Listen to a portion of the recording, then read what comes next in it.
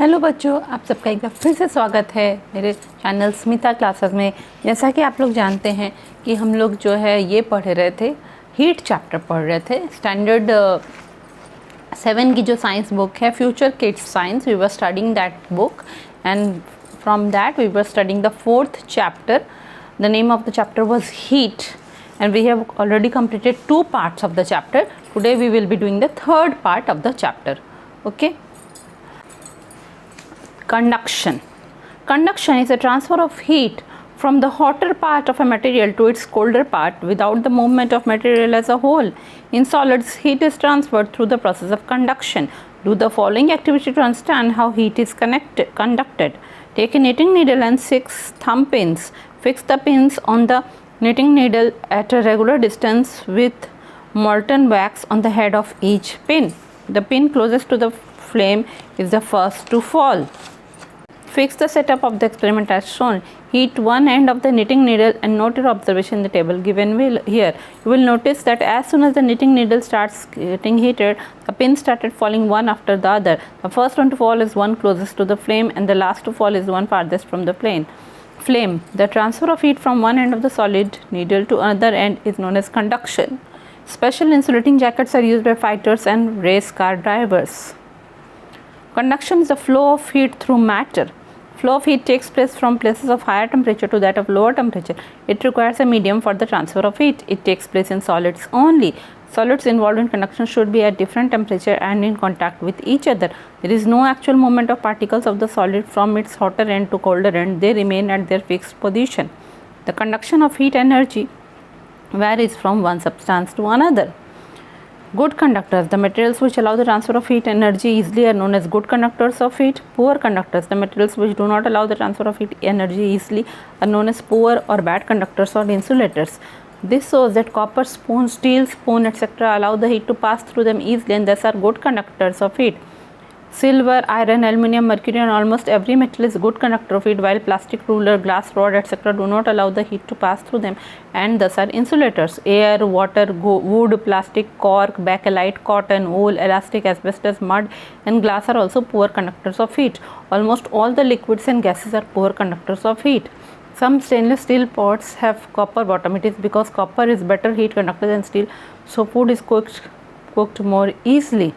देखिए, हम लोगों ने जो 3 modes of transfer of heat कल पढ़ा था, कंडक्शन, कन्वेक्शन और रेडिएशन। उसमें कंडक्शन के एग्जाम्पल में टीचर ने क्या बताया था कि एक टीचर क्लासरूम में वो अपने स्टूडेंट्स को एप्पल्स डिस्ट्रीब्यूट करना चाहती है, तो वो पहले स्टूडेंट को एप्पल देगी, वो उसको पास करेगा, पीछे के स्टूडेंट को, सेकेंड वाला थर्ड स्टूडेंट को पास करेगा, इस तरह सबको एप्पल मिल जाएगा। तो इसी को कंडक्शन का तरीका कहता है। इसका कंडक्शन क्या होता है कि वो खाली सॉलिड्स में ही होता है, ठीक है, जितना सॉलिड मटेरियल है उसी में कंडक्शन होगा। और उसमें क्या होता है कि जो है हॉटर पार्ट ऑफ मटेरियल, जिस एरिया को, जो एरिया हॉट है वहाँ से ठंडे एरिया में हीट फ्लो करेगा। Hotter part of a material to its colder part without the movement of material as a whole. जैसे कि आपके बुक में एक एक्टिविटी भी दिया हुआ है कि एक निटिंग नीडल लेंगे, ठीक है, एक वो स्वेटर बुनने वाला कांटा लेंगे, ठीक है, उसको स्टैंड में लगा देंगे, उसके ऊपर हम वैक्स की मदद से कुछ पिन्स को अटैच कर देंगे, ठीक है, मोम की मदद से उसे ग्लू जैसा काम करेगा, उसे अटैच कर देंगे। फिर हम उस नीडल को, उस कांटे को एक दूसरे साइड से, उसका जो दूसरा एंड है वहाँ से हम उसको जो है कैंडल एक जलाएंगे और उसको हीट करना शुरू करेंगे। धीरे धीरे नीडल हीट होता जाएगा और कैंडल सब जो हम लोगों ने पिन लगाए हैं, वो पिन में हम लोगों ने तो वैक्स की मदद से उन्हें जोड़ा था, तो जब हीट होगा तो वैक्स मेल्ट कर जाएगा, तो एक एक करके पिन सारे गिरने लगेंगे। तो जो पिन सबसे नज़दीक होगा, ठीक है, कैंडल के, यानी कि जहाँ से गर्म होना शुरू हुआ है, ठीक है, जो पिन कैंडल के सबसे नज़दीक होगा वो पहले गिर जाएगा, उसके बाद वाला पिन गिरेगा, वहाँ का वैक्स मेल्ट होगा, वो भी गिरेगा, उसके बाद वाला पिन, यानी कि हीट इधर से जिधर से हॉट हो रहा था, जिधर कैंडल हम जलाए थे, उस एंड से होके धीरे धीरे कोल्ड एंड की तरफ हीट बढ़ते जा रहा है। पर इसमें ऐसा थोड़ी है कि हम लोगों ने जो है कैंडल को ही इधर से उधर मूव किया है, ऐसा नहीं है, ठीक है। इसमें जो हीट ट्रांसफ़र हो रहा है एक हॉट पार्ट से दूसरे पार्ट की तरफ, ठीक है। तो जो है ऐसा नहीं है कि मटेरियल पूरा मूव हो रहा है। ऐसा नहीं है कि हमने जो है नीडल को एक साइड हीट किया और फिर उसे उठा के दूसरे साइड रख दिया ताकि दूसरे साइड भी गर्म हो जाए, ऐसा नहीं है। हीट ही ट्रांसफ़र हो रहा है एक साइड से दूसरे टाइप पे, ठीक है। अब जो है कंडक्शन जो है उसको बोलेंगे flow of heat through matter. Matter हम लोग जानते हैं ना, कोई भी चीज़ जो जगह ऑक्यूपाई करे, स्पेस ऑक्यूपाई करे, कोई वस्तु या जिसका मास हो, उसे मैटर कहते हैं। तो मैटर में जब हीट फ्लो होगा, ठीक है, तो उसे क्या कहेंगे, कंडक्शन कहेंगे, ठीक है। अब है कि इसमें कुछ रूल्स है कि जहाँ हायर टेम्परेचर है उधर से लोअर टेम्परेचर की तरफ हीट फ्लो होता है, ठीक है। एक मीडियम चाहिए हीट को ट्रांसफ़र करने के लिए। यहाँ पे नीडल, निटिंग नीडल मीडियम था, वो सॉलिड निटिंग नीडल जो हमने लगाया था वो उसका मीडियम था, वहाँ से हीट ट्रांसफ़र हो रहा था, ठीक है। तो चूँकि मीडियम चाहिए तो ये सॉलिड्स में ही कंडक्शन हो पाता है, ठीक है। और जो सॉलिड्स कंडक्शन में इन्वॉल्व है, ठीक है, मान लीजिए दो मेटल पार्ट्स हैं, ठीक है, दो मेटल की चीज़ें हैं, आप उनको पास पास लगा के रखेंगे, एक को आप गर्म करेंगे, दूसरा लोअर टेम्परेचर में रहेगा, तभी हीट ट्रांसफ़र होगा एक तरफ से दूसरे तरफ। यानी कि दोनों मेटल पार्ट्स जो हैं उनको अलग अलग टेम्परेचर में रखना है। दोनों ही मान लो एक बराबर हीटेड है तो थोड़ी हीट इधर से उधर फ्लो करेगा। हीट के लिए अप और लो टेम्परेचर होना ज़रूरी है हीट को ट्रांसफ़र होने के लिए, ठीक है। और ऐसा नहीं है कि जब हम लोग हीट कर रहे हैं तो सॉलिड जो है वहाँ का सॉलिड हीट होके सॉलिड मॉलिक्यूल सब वहाँ से वहाँ चला जा रहा है, आगे आगे चला जा रहा है, ऐसा नहीं है, ठीक है। हीट ट्रांसफ़र होते जा रहा है। ऐसा नहीं है कि वहाँ का कॉपर हीट हुआ फिर कॉपर आगे बढ़ गया, कॉपर पिघल पिघल के आगे बढ़ा, ऐसा कुछ नहीं हो रहा है, ठीक है। No actual movement of particles of the solid. Solid का पार्टिकल्स, सॉलिड के जो भी होंगे छोटे छोटे पार्टिकल, सॉलिड्स के जो मॉलिक्यूल होंगे, सॉलिड्स के मॉलिक्यूल एक तरफ से दूसरे तरफ नहीं जाते हैं, सिर्फ एक दूसरे से टकरा टकरा के हीट को आगे बढ़ाते हैं, ठीक है। वो अपने फिक्स पोजीशन पे ही रहते हैं। उसके मॉलिक्यूल हीट हो जाता है, वो ज़ोर से वाइब्रेट करने लगता है। मान लीजिए नीटिंग नीडल जो है एल्युमिनियम का बना हुआ है, तो एल्युमिनियम का मॉलिक्यूल हीट हो जाएगा, वो अपने ही जगह पे वाइब्रेट होता रहेगा, स्पीडली वाइब्रेट होने लगेगा, और उसका हीट जो है वो बस ट्रांसफ़र होकर वो दूसरे मॉलिक्यूल से टकराएगा, दूसरे मॉलिक्यूल में हीट जाएगा, वो तीसरे मॉलिक्यूल से टकराएगा, ऐसे करते करते हीट आगे बढ़ जाएगा। मॉलिक्यूल्स अपने फिक्स्ड ही पोजीशन पर रहेंगे, वहाँ से वो हटेंगे नहीं, ठीक है। अब होता है कि ठीक है, ये तो कंडक्शन हुआ, ये कंडक्शन का तरीका है। तो कुछ हैं, कुछ वस्तुएं गुड कंडक्टर्स ऑफ हीट होती हैं, कुछ बैड कंडक्टर्स ऑफ हीट होती हैं, ठीक है, जिससे कि ईजिली हीट ट्रांसफ़र होगा। The articles through which heat is easily transferred from one place to another are called good conductors of heat, ठीक है। जो आर्टिकल में जो है, जैसे कि मैं आपको बोलूँगी, आपने कभी चूल्हा देखा है, ठीक है, लकड़ी का चूल्हा, वहाँ पे आग लग रही है, लकड़ी जल रही है, खाना बन रहा है, तो जो लकड़ी का एंड बाहर निकला है, एक तो अंदर आग में घुसा हुआ है, एक एंड उसका बाहर निकला है, जो बाहर का एंड है आप उसको पकड़ेंगी और तो आपको वो गर्म नहीं लगेगा। क्यों? क्योंकि लकड़ी में कंडक्शन फास्टली होता नहीं है, ठीक है। वहाँ और वही आप अगर वहाँ पे एक लोहे का रॉड रख दे या एक चिमटा रख दे, आधा उसका एंड चूल्हे में घुसा होगा, आधा बाहर, और आप चिमटे को छू के देखिए तो आपका चिमटा पूरा गर्म हो जाएगा, एंड दोनों एंड उसका गर्म हो चुका होगा। यानी कुछ ऐसे मटेरियल्स हैं जिनमें कंडक्शन फास्टली हो रहा है, और कोई ऐसे मटेरियल है जिसमें कंडक्शन बिल्कुल ही नहीं हो रहा है या बहुत ही स्लो हो रहा है। तो जिसमें हीट कंडक्शन फास्टली हो रहा है, हीट का ट्रांसफ़र ईजिली हो रहा है, फास्टली हो रहा है, वो गुड कंडक्टर्स ऑफ हीट हैं। और जिसमें हीट, जो मटेरियल हीट को बिल्कुल ट्रांसफ़र होने ही नहीं दे रहे हैं या बहुत स्लोली होने दे रहे हैं, वो पुअर कंडक्टर्स हैं, या फिर उनको हम लोग क्या कहेंगे, इंसुलेटर भी कहते हैं, ठीक है, इंसुलेटर भी कहते हैं। जैसे कि आपने अपने किचन में देखा होगा, आपके जो मम्मी कुकर में दाल बनाती है तो कुकर का जो हैंडल है वो क्या बहुत गर्म हो जाता है? नहीं होता है ना, कुकर का हैंडल ठंडा ही रहता है, इसलिए गर्म कुकर को हम लोग उतार के नीचे रख पाते हैं। क्यों? क्योंकि कुकर का जो हैंडल है वो इबोनाइट जैसे मटेरियल से बना हुआ है, एक तरह के पॉलीमर मटेरियल से बना हुआ है, जो कि हीट अप नहीं हो रहा है, ठीक है।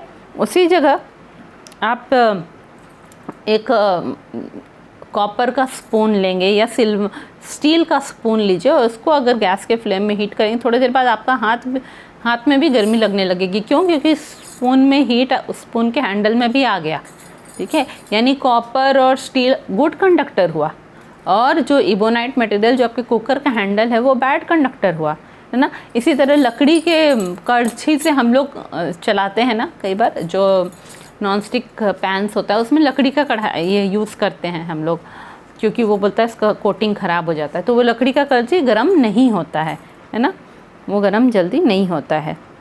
तो ऐसे बहुत सारे मटेरियल है जो आप देखेंगे तो आपको पता चलेगा कि जैसे copper, steel, silver, iron, aluminium, mercury, almost जितने भी मेटल की चीज़ें हैं सब गुड कंडक्टर्स ऑफ हीट है, उसमें ईजिली ट्रांसफ़र ऑफ हीट होता है। और जो बैड कंडक्टर है वो क्या है? वो है प्लास्टिक रूलर। हाँ, ये जो प्लास्टिक का आपका स्केल है, रूलर है, या कांच का रॉड लंबा सा होगा वो भी। ठीक है, ये सब में वुड, लकड़ियाँ, एयर, ठीक है, हवा, पानी, प्लास्टिक, हाँ, कॉर्क, जो बैडमिंटन कॉर्क से हम लोग खेलते हैं, बैकेलाइट यानी जिससे आपका वो स्विच बोर्ड सब बना रहता है, कॉटन, है ना, ये जो कॉटन कपड़े जो हम पहनते हैं, वूलन कपड़े पहनते हैं, इलास्टिक जो है, ये जो रबर बैंड वगैरह जो है, एस्बेस्टस जो है, घर के ऊपर जो एस्बेस्टस लग के टीन की छत बनी रहती है ना, मिट्टी, ग्लास, ये सारे पुअर कंडक्टर ऑफ हीट हैं। इनमें से आसानी से हीट पास नहीं होता है। ठीक है, तो जितने भी मेटल है सब गुड कंडक्टर है और जितने भी लिक्विड और गैसेस हैं वो सब पुअर कंडक्टर ऑफ हीट होते हैं। ठीक है, तो इसीलिए जो है जहाँ ज़रूरत होती है वहाँ पे पुअर कंडक्टर्स को यूज़ किया जाता है। जैसे कि स्विच बोर्ड को बनाने में, पूरे स्विच बोर्ड को बनाने में बैकेलाइट जो है एक पॉलीमर मटेरियल, उसको यूज़ करते हैं। क्यों? क्योंकि स्विच बोर्ड के भीतर के वायर्स अंदर से गर्म हो रहे हैं, तो वैसे तो पूरा बोर्ड ही गर्म हो जाएगा अगर हम लोग सिंपल उसको आयरन का बना देंगे तो, है ना। इसीलिए उसको ठंडा रखने के लिए, स्विचेस को ठंडा रखने के लिए सब बैकेलाइट का बना रहता है। ठीक है, जितने भी फायर फाइटर्स होते हैं, आग बुझाने के लिए जो लोग जाते हैं, या फिर जो रेसिंग कार ड्राइवर होते हैं, ठीक है, उसमें क्या होता है कि कार बहुत स्पीड में चलती है ना, तो बहुत जो फ्रिक्शन होता है तो उसके कारण क्या है कि कभी कभी आग लग सकती है कार में। या फिर जो लोग आग बुझाने जाते हैं, फायरमैन सब होते हैं, उन लोग को इंसुलेटिंग जैकेट पहनाया जाता है। ऐसा जैकेट वो लोग पहन के जाते हैं जो कि हीट को ट्रांसफ़र नहीं होने देगा, बाहर की हीट को उनके बॉडी तक आने नहीं देगा, तब वो अपना काम अच्छे से कर पाएंगे। ठीक है, आपके बुक में एक एक्सपेरिमेंट दिया है कि जो है एक टेस्ट ट्यूब लेंगे, ठीक है, कांच का टेस्ट ट्यूब होता है, उसमें कोल्ड वाटर आधा तक भर देंगे, फिर जो है आइस को एक वायर से आइस को लपेट देंगे और उसको अंदर डाल देंगे। ठीक है, वायर जो है वो दूसरे चीज़ का बना रहता है, लैब वाला वायर गॉज जो होता है, उससे उसको लपेट देंगे और उसके भीतर डाल देंगे उस पानी में, तो वो जो है वो आइस नीचे चला जाएगा। ठीक है, अब टेस्ट ट्यूब के ऊपर की तरफ से उसको हीट करेंगे, तो जब हीट करेंगे तो आप लोग क्या देखेंगे कि जो है वाटर थोड़ी देर में वो कोल्ड वाटर गर्म होकर ऊपर की तरफ आके बॉयल होने लगेगा, पर नीचे का जो आइस का टुकड़ा है वो अभी भी मेल्ट नहीं हुआ है। ठीक है, इसका मतलब है कि एयर जो वाटर जो है वो पुअर कंडक्टर ऑफ हीट है। ठीक है, इसी तरह जो है आप जो है बंसन फ्लेम एक होता है, मतलब कि जो लेबोरेटरी में जो फ्लेम का जो चीज़ यूज़ होता है, गैस बर्नर जो कहेंगे लेबोरेटरी में जो यूज़ होता है उसको बंसन बर्नर कहते हैं। ठीक है, वो अच्छे से तेज़ी से जल रहा है। आप एक मैस्टिक को लेंगे, ठीक है, और उसको 1 सेंटीमीटर दूर रखेंगे उस फ्लेम से। ठीक है, मैस्टिक को इतनी गर्मी नहीं मिलती है कि वह जो है आग लग जाए उसमें, इसका मतलब कि हवा से भी गर्मी पार नहीं होती है। Air is also a bad conductor of heat. ठीक है, कोई आपने देखा होगा आपके घर में जो स्टेनलेस स्टील के बर्तन होते हैं उसमें क्या होता है, नीचे गोल्डन कलर का कॉपर का उनका बना रहता है, उनका बॉटम साइड में जो है कॉपर लगा रहता है। ठीक है, क्यों? क्योंकि copper good conductor of heat है, तो जब वो स्टेनलेस स्टील के पॉट को हम गैस पर चढ़ाएंगे तो कॉपर जल्दी हीट होगा और खाना जल्दी पकेगा, है ना। ज़्यादातर आपने पार्टीज में देखा होगा वो जो स्टैंड पे ही रख के वहाँ पे गर्म करते रहते हैं खाने को, और नीचे उसमें कॉपर लगा रहता है उस बर्तनों में। ठीक है,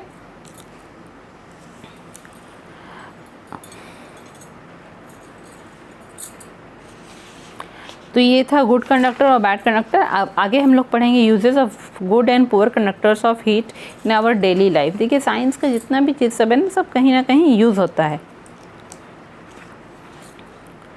Cooking utensils are made of good conductors, metals or alloys. In these vessels, heat from the flame is conducted to the food inside quickly and efficiently. It helps in faster cooking of food items. The handles of cooking utensils are made of wood or plastic, poor conductors. This is because the wood and plastic are poor conductors of heat and they do not become hot. Hence, we can hold the handle with bare hands and remove the utensils from the flame. Woolen clothes and blankets keep us warm during winter season as air is trapped in between the fibers of woolen clothes. Since air is a poor conductor of heat, it does not allow body heat to flow out. Similarly, the air trapped in fur or feathers keep an animal warm. Birds fluff up their feathers in winter to trap more air. Mercury is used in thermometer because it is a good conductor of heat. Insulators like brick and mud are used in the construction of our houses. During summer, the heat outside is not conducted into the rooms, while in winter, warm rooms do not lose their heat soon. Slabs of ice are covered with sawdust or gunny bags to prevent them from melting because sawdust or gunny bags contain a large amount of air trapped in which acts as an insulator. अब है कि हम लोग देखेंगे कि good conductors जो होते हैं और जो बैड कंडक्टर्स होते हैं हीट के, हाँ, वो जो है क्या उनका यूज़ होता है हमारे दैनिक जीवन में। ठीक है, जितने भी आप देखिए कुकिंग यूटेंसिल्स है, खाना बनाने के बर्तन हैं, वो सब हम लोग क्या चाहेंगे कि उसमें जल्दी जल्दी हीट पास हो ताकि खाना जल्दी जल्दी बन जाए, है ना। तो कुकिंग यूटेंसिल्स इस तरह के मेटल से बनाए रहते हैं कि उसमें हीट अच्छे से कंडक्ट हो और खाना जल्दी कुक हो जाए। मेटल्स के या एलॉयज़ के बने रहते हैं। एलॉयज़ क्या होगा आप पूछेंगे, क्या होता है कि 2-3 मेटल को मिक्स करके, जैसे स्टेनलेस स्टील जो है ना, वो 2-3 मेटल को मिक्स करके बनाया जाता है। तो 2-3 मेटल को मिक्स करके जो बनाया जाता है एक नया मेटल जो कि ज़्यादा स्ट्रॉन्ग होता है और उसमें ज़्यादा अच्छा प्रॉपर्टीज़ होता है, हीट आसानी से कंडक्ट होता है, तो उसे हम लोग कहेंगे एलॉय कहते हैं। ठीक है, तो है कि ऐसे एलॉय वाले मटेरियल का भी जो है बर्तन बना रहता है जिससे खाना हम लोग बनाएं ताकि उसमें आसानी से जल्दी जल्दी, जब हम लोग उसको गैस बर्नर पे रखेंगे तो जो फ्लेम नीचे उसको हीट कर रहा है वो हीट जल्दी जल्दी कंडक्ट हो जाए पूरे बर्तन में और खाना जल्दी कुक हो जाए। ठीक है, पर वो ही बर्तन का हम चाहते हैं कि उसका हैंडल जो है वो यूटेंसिल्स का वो वुड का या प्लास्टिक का बना रहे, है ना। क्यों? क्योंकि प्लास्टिक का हम लोग नहीं चाहते कि उसका हैंडल गर्म हो, क्योंकि हैंडल को पकड़ के हम लोग कुक करेंगे। ठीक है, तो बर्तन गुड कंडक्टर का बना रहना चाहिए पर उसका हैंडल्स जो है वो पुअर कंडक्टर का बना रहना चाहिए, वुड या प्लास्टिक का। ठीक है, ताकि हम लोग जब उसको पकड़ के कुक करें अपने खुले हाथों से, हमने तो कोई कपड़ा पकड़ के रखा नहीं, कहीं हमारे हाथ नहीं जल जाए। ठीक है, और यूटेंसिल्स को ऊपर से उतारने में भी, वो हैंडल्स को पकड़ के उतारने में इजी होता है। ठीक है, अब जितने भी हम लोग ऊनी कपड़े पहनते हैं, वुलन क्लोथ्स पहनते हैं ठंड के दिनों में, या कंबल ओढ़ते हैं, ब्लैंकेट्स ओढ़ते हैं, वो हम लोग को वार्म कैसे रखता है? क्योंकि वो सब जो है रुई के बने हुए रहते हैं। ठीक है, वूल के बने हुए रहते हैं, तो वूल फाइबर जो उसके भीतर रहता है उसके बीच बीच में एयर ट्रैप्ड रहता है, एयर घुसा हुआ रहता है, इसीलिए एयर जो है वो जो ट्रैप्ड रहता है तो वो गर्मी को, हमारे बॉडी की गर्मी को बाहर जाने नहीं देता है और हमारा बॉडी गर्म रहता है। ठीक है, क्योंकि एयर तो पुअर कंडक्टर है तो वो बॉडी हीट को बाहर फ्लो होने नहीं देता है। इसी तरह फेदर वाले जो एनिमल्स होते हैं, जैसे पोलर बियर हो या रैबिट हो, ठीक है, उनका जो फेदर्स, उनका जो फर है, फर वाले एनिमल पोलर बियर या रैबिट, तो फर के बीच में भी एयर ट्रैप रहता है तो उनका बॉडी हीट बाहर नहीं जा पाता, वो गर्म रहते हैं। इसी तरह बर्ड्स लोग क्या करती है, अपने विंग्स को, अपने पंखों को और फुला लेती है, फ्लफ कर लेती है ठंड के दिन में ताकि उनका बॉडी गर्म रहे। ठीक है, अब हमने इसके पहले ही आप लोग लास्ट क्लास में पढ़े थे, हम लोगों ने क्लिनिकल थर्मोमीटर, लेबोरेटरी थर्मोमीटर के बारे में पढ़ा था ना, कि उसमें मर्क्यूरी ही मेटल को क्यों यूज़ करते हैं, क्योंकि mercury metal is a good conductor of heat, हाँ, और वो एक्सपैंड करता है तो उसको थर्मोमीटर में यूज़ किया जाता है।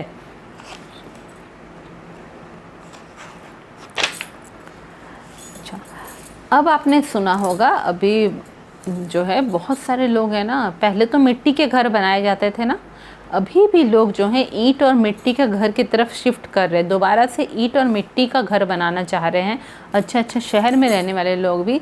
क्यों? क्योंकि वो लोग कहते हैं कि जो है ईंट और मिट्टी के बना हुआ घर जो है वो इंसुलेटर का काम करता है, वो घर को बाहर के गर्मी को अंदर नहीं आने देता, अंदर की गर्मी को बाहर नहीं जाने देता है।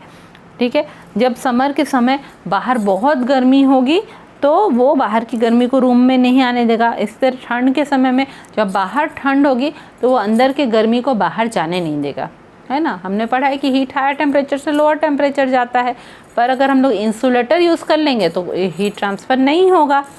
तो मिट्टी के घरों में आप जाके रहेंगे ना तो आप देखेंगे कि वो पूरा नेचुरल एसी के जैसा काम करता है, वहाँ बिल्कुल भी गर्मी नहीं रखती है। ठीक है, तो ब्रिक और मड को यूज़ करते हैं आजकल के घरों को कंस्ट्रक्ट करने में। अभी भी अब तो मिट्टी के घर जो हैं बहुत कम हो गए हैं, लोग तो सब कंक्रीट हाउस बना दे रहे। फिर भी जो है कुछ लोग जो हैं इंजीनियर्स या कुछ लोग जो हैं वो लोग फिर से ट्रेडिशनल तरीके से अपना घर बना रहे हैं ताकि उनको जो है एसी वगैरह नहीं लगाना पड़े, नेचुरल तरीके से उनका घर ठंडा रहे। ठीक है, और ठंड के दिनों में गर्म रहे। इसी तरह बड़े बड़े जो आइस के स्लैब लाए जाते हैं, आइस के टुकड़े लाए जाते हैं, उनको रखा जाता है ना शादियों में, ड्रम के भीतर आइस के टुकड़ा डाल के रख दिया जाता है ताकि उसके भीतर कोल्ड ड्रिंक बॉटल्स रख देते हैं ताकि कोल्ड ड्रिंक बॉटल ठंडा रहे। ठीक है, तो बड़े बड़े स्लैब्स जो आइस के लाए जाते हैं उनको क्या चीज़ से ढक के लाता है? सॉ डस्ट से। अब ये सॉ डस्ट क्या है? जब लकड़ी की कटाई होती है मशीन से, ठीक है, आरी से लकड़ी की कटाई होती है तो लकड़ी का पाउडर गिरता रहता है, बुरादा जो बोलते हैं, लकड़ी का बुरादा गिरता रहता है। तब उसी जो सॉ मशीन से उसको काटते हैं तो लकड़ी का बुरादा गिरा रहता है, उसी बुरादे को सॉ डस्ट कहते हैं, लकड़ी के पाउडर को। तो लकड़ी के पाउडर को आइस के ऊपर छिड़क दिया जाता है या फिर आइस के स्लैब को बड़े बड़े जो जूट का बोरा होता है उसमें भर दिया जाता है। ठीक है, क्यों? ताकि वो लोग जो है बाहर की गर्मी उसमें नहीं जाएगी और वो पिघलेगा जल्दी नहीं, क्योंकि ये जो सॉ डस्ट और गनी बैग्स जो हैं, जूट के बोरे जो हैं, वो इंसुलेटर के जैसा काम करते हैं और वो जल्दी उसको मेल्ट होने नहीं देते हैं। आपने देखा ना कि गुड कंडक्टर्स और बैड कंडक्टर्स जो कि इंसुलेटर्स हैं, उन दोनों का यूज़ कितनी सारे जगहों पे होता है। ठीक है, अब हम लोग नेक्स्ट पढ़ेंगे कन्वेक्शन का बारे में पढ़ेंगे। देखिए, गुड कंडक्टर में ये भी था कि जो है वायर सब जो है वो कॉपर और एल्यूमिनियम वगैरह के, कॉपर के ज़्यादा होता है, वायर अंदर बने रहते हैं और ऊपर से एक प्लास्टिक कवर दिया जाता है ना। अंदर का वायर को गुड कंडक्टर होना चाहिए कॉपर का, क्योंकि आसानी से ट्रांसफ़र कर रहा है हीट इलेक्ट्रिसिटी, और ऊपर जो है प्लास्टिक कवर दिया जो इंसुलेटर का काम कर रहा है, ताकि हम लोग अगर टच कर दें उस वायर को तो हमारा हाथ नहीं जले। ठीक है, अब नेक्स्ट हम लोग कन्वेक्शन के बारे में पढ़ेंगे। Convection is the flow of heat through a fluid from places of higher temperature to the places of lower temperature by the movement of the fluid itself. The constant movement of fluids for heat transfer in the form of circulatory motion and upside of hot. The constant movement of fluids for heat transfer in the form of circulatory motion and upside of hot is called convection current. Liquid or air is called convection current. Liquid and gases are poor conductors of heat. They are heated by convection. In convection, the transfer of heat takes place by the actual movement of the molecules itself. You must have seen black marks on the wall above a lamp or a radiator. This is because hot air rises up, so dust in the air sticks to the wall. Take a beaker of water, place it on the burner as shown. Draw a few drops of potassium permanganate crystals down a tube to the bottom of the beaker filled with water. Now remove the tube and heat the beaker by placing the flame just below the crystal. The crystals color the water so you can see the movement of the convection current in the water. The warm water rises to the surface in the same way as the warm air rises in a flame. As it does, cooler water moves down from the sides down towards the source of heat. This is because the warm water has expanded, so it is less dense than the cooler water. The colored water moves down from the opposite sides of the beaker as it cools, forming a continuous flow or convection current. This process continues till the whole water gets heated. This mode of heat transfer is known as convection. देखिए, अब हम लोगों ने जो 3 mode of transfer of heat पढ़ा था, ठीक है, तो उसमें जो है हम टीचर ने क्या बताया था कि उन्हें एप्पल डिस्ट्रीब्यूट करना है, तो वो ऐसा भी कर सकती हैं। वो एक स्टूडेंट को बुलाएंगी, जो सबसे आगे बैठा है उसे एप्पल देंगी, वो एप्पल लेके पीछे चला जाएगा। फिर सेकंड वाला स्टूडेंट उसकी जगह ले लेगा, वहाँ वो फिर एप्पल लेगा, फिर चल जाएगा। फिर थर्ड वाला स्टूडेंट फर्स्ट में आके बैठ जाएगा, वो एप्पल लेगा और चला जाएगा। इस तरह एक्चुअली स्टूडेंट्स मूव कर रहे हैं, और इस तरह के ट्रांसफ़र को कन्वेक्शन कहते हैं। ठीक है, तो अब बताता है कि कंडक्शन हमने पढ़ा कि वो सिर्फ सॉलिड्स में होते हैं। कन्वेक्शन जो है वो हीट का ट्रांसफ़र होता है, पर वो लिक्विड्स में होता है। हाँ, हायर टेम्परेचर वाले लिक्विड से लोअर टेम्परेचर वाले लिक्विड में, जो एरिया हायर टेम्परेचर में है, ज़्यादा गर्म जो एरिया है लिक्विड का, वहाँ से जो है हीट फ्लो होगा वो एरिया में जहाँ की लोअर टेम्परेचर है लिक्विड में। ठीक है, और इसमें क्या है, वो गर्म लिक्विड ही उधर चला जाता है और ठंडी लिक्विड उसकी जगह चली आती है। एक्चुअल मूवमेंट होता है लिक्विड का। ठीक है, क्या होता है, इस तरह से गोल गोल सर्कुलेटरी मोशन होता रहता है। जो लिक्विड गर्म हो गई वो ऊपर चल जाती है, और उसकी जगह ठंडी लिक्विड आ गई, वो फिर नीचे आके ठंडी होती है, फिर वो गर्म वाले की जगह आ जाती है। तो इस तरह सर्कुलेटरी मोशन होता रहता है, तो इसे कन्वेक्शन करंट हम कहते हैं। ठीक है, लिक्विड्स और गैस जो है वो पुअर कंडक्टर ऑफ हीट होते हैं, हम लोगों ने पहले ही पढ़ा है। ठीक है, अब लिक्विड और gas poor conductor of heat है, तो उनको हीट करने के लिए इसलिए कन्वेक्शन के तरीके को अपनाना पड़ता है, कन्वेक्शन के मेथड से। इस तरह क्या है, ये खुद वो जो गर्म मॉलिक्यूल है वो खुद ही मूव होता है इधर उधर, और पूरे सब्सटेंस को हीट अप कर देता है। एक एग्जांपल दिया है कि एक बड़ा सा हम लोग बीकर लेंगे, ठीक है, उसमें हमने पानी भर के रखा है और उसे हमने हीट करने के लिए रखा है एक जगह पे। अब हमने जो है उसे हम बर्नर के ऊपर रख दिए हीट करने के लिए। अब हम एक ट्यूब में पोटेशियम परमैंगनेट लेंगे, क्रिस्टल्स होता है, मतलब एक तरह का सॉल्ट होता है, पोटेशियम परमैंगनेट लेंगे, उसको डाल देंगे नीचे की तरफ। ठीक है, उस बीकर में नीचे बॉटम में उसको डाल देंगे। फिर हम लोग उस बीकर को हीट करते जाएंगे। थोड़े थोड़े देर में देखेंगे हम लोग कलर्ड पार्टिकल सब उठ के ऊपर आ जा रहा है। ठीक है, कलर्ड पार्टिकल उठ के ऊपर आ रहा है, फिर और कलर्ड पार्टिकल उठ के धीरे धीरे धीरे धीरे करके सब ऊपर आते जा रहा है। कुछ देर बाद पूरा ही लिक्विड कलर्ड हो जाएगा, हम लोग देखेंगे। ठीक है, वो किस कलर का होगा, पर्पल कलर का होगा। तो इसमें क्या हो रहा है कि वो बीकर तो नीचे से हीट हो रहा है। जब बीकर नीचे से हीट हो रहा है तो नीचे का जो कोल्ड वाटर का मॉलिक्यूल है वो हीट हो रहा है। जब वो हीट हो रहा है तो वो वार्म हो जा रहा है और वो ऊपर की तरफ राइज कर जा रहा है, वो मॉलिक्यूल ऊपर की तरफ चला जा रहा है। ठीक है, क्यों वो ऊपर की तरफ जा रहा है, क्योंकि जो है वार्म जब वाटर का मॉलिक्यूल हो जाता है तो वो उसका डेंसिटी कम हो जाता है, वो थोड़ा कम भारी हो जाता है। ठीक है, हल्का हो जाता है थोड़ा, तो इसीलिए वो ऊपर की तरफ राइज कर जाएगा। और जैसे ही वो ऊपर की तरफ वो पर्पल कलर का मॉलिक्यूल राइज कर रहा है, चूँकि पोटेशियम परमैंगनेट नीचे था, वहाँ से हम लोग जहाँ हीट कर रहे उस जगह पे था, तो वहाँ से warm molecule, coloured warm molecule जब ऊपर राइज कर जा रहा है तो वो वार्म मॉलिक्यूल का जो नीचे का जगह था वहाँ पे तुरंत ठंडा मॉलिक्यूल आ जा रहा है, कोल्ड मॉलिक्यूल आके वहाँ बैठ जा रहा है। फिर वो हीट हो रहा है, फिर वो ऊपर चल जा रहा है। क्यों? क्योंकि वार्म मॉलिक्यूल हल्का होता है, उसकी डेंसिटी कम होती है। ठीक है, घनत्व कम होता है, तो वो ऊपर चला जाता है और उसकी जगह पे एक ठंडा मॉलिक्यूल हीट होने के लिए चला आ रहा है। तो इस तरह एक कंटिन्यूअस सर्कुलेटरी गोल गोल मूवमेंट होता रहेगा और इसको हम लोग कन्वेक्शन कहेंगे। और ये जो गोल गोल मूवमेंट होके फ्लूइड का मूवमेंट होता है सर्कुलेटरी मोशन में, इसको कन्वेक्शन करंट कहेंगे।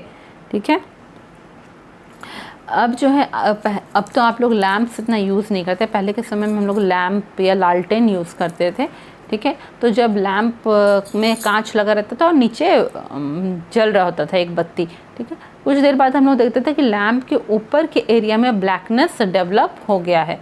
ठीक है, तो वो ब्लैकनेस कैसे होता था लैम्प के ऊपर के एरिया में, उसको हम लोग छुएंगे हाथ में तो हमारे हाथ में लग जाता था, काजल के जैसा होता था। क्योंकि नीचे जो लैम्प के कांच के भीतर जो हवा है वो नीचे से गर्म हो रही है, गर्म हो के वो ऊपर राइज कर जा रही है। ठीक है, और जब वो ऊपर राइज कर जा रही है, चूँकि हवा में तो धूल भी होती है, डस्ट होता है, तो वो जाके कांच से चिपक जा रहा है, वही डस्ट ब्लैक कलर का हो जा रहा है क्योंकि नीचे से आग जल रही है। ठीक है, तो ऐसा रेडिएटर्स के ऊपर भी होता है, तो इसको कहेंगे जो है या फिर आप एक कैंडल भी जलाएंगे और उसके ऊपर ऐसे आप हाथ थोड़ा ऊपर फ्लेम के ऊपर रखेंगे तो थोड़ी देर में आपको देखते हैं ना आपके हाथ में भी थोड़ा थोड़ा ब्लैकनेस आ जाता है। ठीक है, तो जो है आप जब एक कैंडल जलाएंगे और रखेंगे हाथ ऊपर, थोड़ी देर बाद आपका हाथ गर्म रखेगा, क्योंकि जो है एयर से जो है हीट कन्वेक्शन से ऊपर पहुंच जा रहा है, एयर का हॉट मॉलिक्यूल ऊपर आ गया है। ठीक है, और साइड में उतनी गर्मी नहीं लगेगी। हाँ, साइड में आप टच करेंगे तो गर्मी नहीं लगेगी, पर वो हीटेड मॉलिक्यूल सीधा ऊपर आ रहा है तो मिडिल में आपको गर्मी लगेगी जब नीचे कैंडल जल रहा होता है, और यहाँ पे ब्लैकनेस भी थोड़ा थोड़ा हो जाएगा। ठीक है,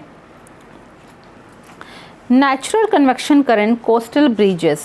During the day, the land heats up faster than the sea. The hot air of the land rises and cooler air from the sea takes its place. The warm air from the land moves to the cooler The warm air from the land moves towards the sea to complete the cycle. This produces a cool breeze from the sea to the land, which is called sea breeze. Therefore, in coastal areas, the windows of houses face towards the sea. At night, the opposite happens. The land cools faster than the sea. The warm air of the sea rises, so the cool air from the land moves towards the sea, producing a land breeze. Applications of convection in our daily life. The freezer is at the top of the refrigerator so that the cold dense air sinks down and replaces warm light air, cooling the entire space. The heating element of an electric kettle is at its bottom so that convection can be set up to boil the water.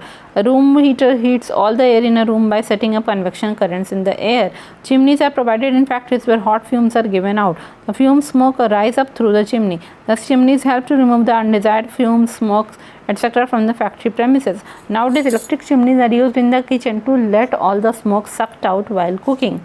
Ocean currents are caused due to convection currents in the sea. The water in the ocean near the equator is heated by the sun more than the water near the poles of the earth. Due to this, the water near the equator is warmer than that of the water near the poles. Thus, convection currents of warm water flow on the surface of the ocean from the equator to the poles, while below the surface of the ocean, currents of cold water flow from poles to equator. These currents are known as ocean currents. Ocean currents control the temperature of the sea. Chimneys have to remove undesired fumes and smoke. ठीक है, तो convection के बारे में तो हम लोग समझ गए, कन्वेक्शन करंट्स भी समझ गए। अब हम लोग उसको नेचर में भी हम उसको देख पाएंगे। ठीक है, जब कोस्टल ब्रिजेस मतलब समुद्र के पास का जो कोस्टल एरिया होता है वहाँ पे जो हवा चलती है, ठीक है, कोस्टल ब्रीजेस जो होता है उसमें कन्वेक्शन का थेरेपी को वो यूज़ कर रहा है, वो नेचुरल कन्वेक्शन करंट है। क्या है कि हमेशा जो ज़मीन है वो जल्दी गर्म होती है और पानी देर से गर्म होता है। तो जो है जब दिन का समय रहेगा तो समुद्र के पास की ज़मीन जो है वो जल्दी तेज़ी से गर्म हो जाएगी। जब वो तेज़ी से गर्म हो जाएगी तो उसके ऊपर का एयर मॉलिक्यूल्स भी गर्म हो जाएगा और वो ऊपर राइज कर जाएगा। ठीक है, वो ऊपर राइज करके सी की तरफ जाने लगेगा। ठीक है, वो ऊपर चला जाएगा, ऊपर एयर मॉलिक्यूल्स जो गर्म हो जाएगा क्योंकि वो हल्का हो जाएगा, और सी की तरफ जो ठंडा एयर है, ठंडा एयर का मॉलिक्यूल्स है सी के ऊपर, क्योंकि सी अभी तक गर्म नहीं हुआ है, तो जो ठंडा एयर का मॉलिक्यूल्स आके लैंड के ऊपर बहने लगेगा। ठीक है, वो गुब्बार में एयर मॉलिक्यूल की जगह ले लेगा वो। ठीक है, तो इसलिए दिन के समय में जो है कूल ब्रिजेस सी के तरफ से चलता रहता है और जो है समुद्र कोस्ट पे हल्की हल्की ठंडी ठंडी हवा लगती है। ठीक है, और उस टाइम क्या होता है, चलो इधर से समुद्र से ठंडी हवा आ रही है और लैंड के ऊपर की गर्म हवा फिर वहाँ बस समुद्र के ऊपर चली जा रही है, वहाँ वो ठंडी हो जा रही है फिर आ रही है। इस तरह कंटिन्यूस एक साइकिल बनता रहता है। ठीक है, साइकिल कंप्लीट होता है तो कूल ब्रीज चलता है, ठंडी हवा सी की तरफ से लैंड की तरफ आती है, जिसे सी ब्रीज कहेंगे। इसीलिए जो है कोस्टल एरियाज़ में जो घरें होती हैं ना, उनकी खिड़कियाँ समुद्र की तरफ खुली रहती है। क्यों? ताकि जो है उन घरों में ठंडी हवा समुद्र की तरफ से आए। ये तो दिन की बात हो गया। अब सब रात का समय, रात के समय भी लैंड जल्दी ठंडा हो गया, सी जल्दी ठंडा नहीं होता है।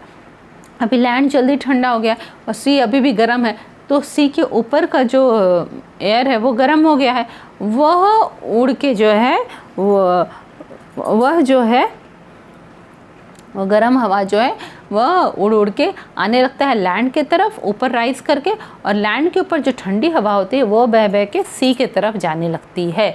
ठीक है, लैंड की तरफ की ठंडी हवा जाती है और सी के ऊपर की गर्म हवा लैंड की तरफ आने लगती है। ठीक है, तो इस तरह जो है इस समय कूल एयर लैंड की तरफ से सी की तरफ जाता है, तो उसको हम लोग लैंड ब्रीज कहते हैं।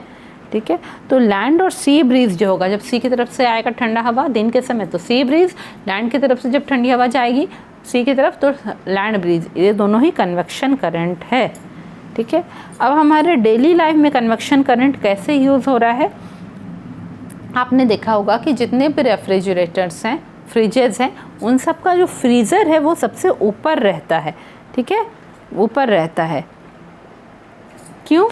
क्योंकि जो फ्रीज़र जब ऊपर रहेगा तो फ्रीज़र के पास की जो हवा है वो ठंडी हो जाएगी, तो जब वो ठंडी होगी हवा वह भारी हो जाएगी और वो नीचे सिंक करेगी, वो फ्रीज़ में नीचे चली जाएगी वो ठंडी हवा, भारी हवा, और पूरे फ्रिज की बॉडी को ठंडा रखेगी। ठीक है, और नीचे पूरे फ्रिज के बॉडी की जो गर्म हवा है ऊपर चल जाएगी और ठंडी हवा ऊपर से नीचे आ जाएगी, पूरे फ्रिज के बॉडी को ठंडा रखेगी। ठीक है, इसी तरह जो है इलेक्ट्रिक केटल आप लोग जानते हैं ना, एक जग जैसा होता है जिसको हम लोग प्लग पॉइंट में लगा देते हैं, उसका नीचे एक बेस बना रहता है, उसके ऊपर उसको रख के प्लग पॉइंट में लगा देंगे तो उसमें पानी बॉयल कर सकते हैं या फिर उसमें हम लोग चाय भी बना सकते हैं इलेक्ट्रिक केटल में।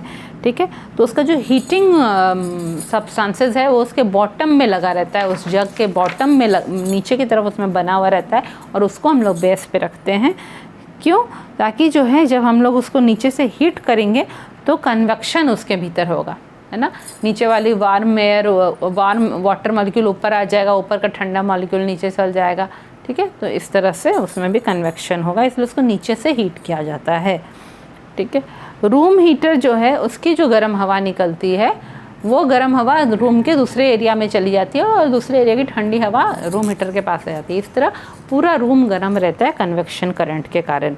चिमनीज़ जो है आप देखे होंगे फैक्ट्री में चिमनी बहुत ऊंचाई में बनी रहती है, फैक्ट्री के रूफ पे बनी रहती है। क्यों?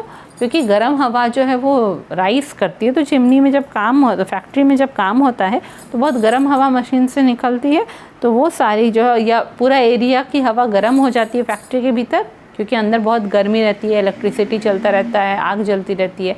ठीक है, तो वो गर्म हवा के का जो धुआं है वो चिमनी के थ्रू वह बाहर चला जाएगा, गर्म हवा और जितने भी भाप धुआं निकल रहा है वो चिमनी के थ्रू बाहर चल जाएगा, क्योंकि गर्म हवा हल्की हो जाती है, वो ऊपर राइज करती है।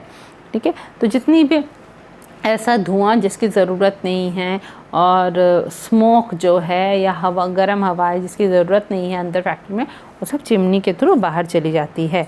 ठीक है, आपने देखा होगा कि किचन में भी आजकल इलेक्ट्रिक चिमनी लगाई जाती है ना, किचन गैस स्टोव के ऊपर इलेक्ट्रिक चिमनी ऊपर पे लगी रहती है वॉल में। ठीक है, ताकि जो है जो खाना बनता है वो चिमनी अपनी तरफ खींच लेती है और बाहर निकाल देती है। ठीक है, अब इसी कन्वेक्शन के थ्रू एक ओशन करंट भी होता है। ठीक है, हम लोगों ने कई बार ज्योग्राफी में पढ़ा है ना कि ओशन करंट, कहीं पे वार्म ओशन करंट होता है, कहीं पे कोल्ड ओशन करंट रहता है। ठीक है, क्या है कि जो ओशन का एरिया, महासागर का जो एरिया इक्वेटर के पास है, ठीक है, वो जल्दी गर्म हो जाता है वहाँ का वाटर मॉलिक्यूल सब, और जो पोल्स के पास है वहाँ का वाटर मॉलिक्यूल धीरे धीरे गर्म होता है। ठीक है, वो बहुत धीरे, तो जो वाटर मॉलिक्यूल सब इक्वेटर के पास गर्म हो जाता है, ठीक है, वो जो है वहाँ से फ्लो कर जाता है कहाँ पे, पोल्स की तरफ। ठीक है, और पोल्स के पास जो ठंडा वाटर मॉलिक्यूल है वो वहाँ से फ्लो हो के आ जाता है कहाँ, इक्वेटर के पास जाता है। ठीक है, तो इस तरह जो है वार्म और हॉट करंट दोनों ही रहता है। ठीक है, वार्म वाटर करंट भी रहता है और hot water current, cold water current भी रहता है ओशन के भीतर। ठीक है, वार्म वाटर जो है, चूँकि ऊपर का वाटर पहले से ही जल्दी वार्म हो रहा है, तो वो ओशन के सरफेस पे होगा, इक्वेटर से पोल की तरफ जाएगा, और चूँकि वो हल्का है तो वो पानी के ऊपर के सरफेस पे रहेगा, सागर के ऊपर रहेगा, और पोल्स के पास से जो ठंडा वाटर मॉलिक्यूल आ रहा है वो चूँकि भारी है तो वो समुद्र के अंदर से होके आएगा, डेप्थ ऑफ द ओशन से होके इक्वेटर के तरफ आएगा। ठीक है, तो इस सब को हम लोग ओशन करंट्स बोलते हैं। तो वार्म ओशन करंट सरफेस पे रहेगा और कोल्ड ओशन करंट अंदर डेप्थ में रहेगा। इससे क्या होता है कि सी का टेम्परेचर को कंट्रोल रहता है, सी का टेम्परेचर बहुत ही ज़्यादा गर्म या बहुत ज़्यादा ठंडा नहीं होता है। ठीक है,